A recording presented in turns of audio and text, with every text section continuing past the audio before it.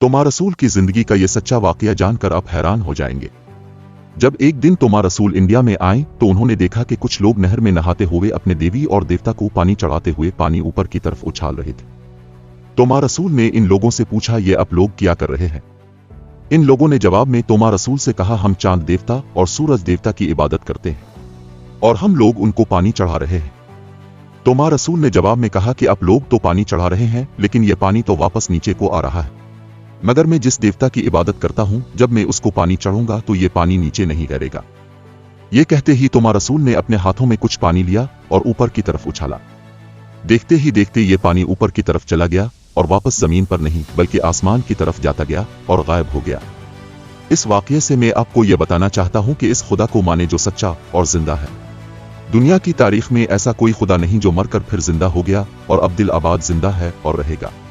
वो खुदा सिर्फ मेरा और आपका यसू मसीह है।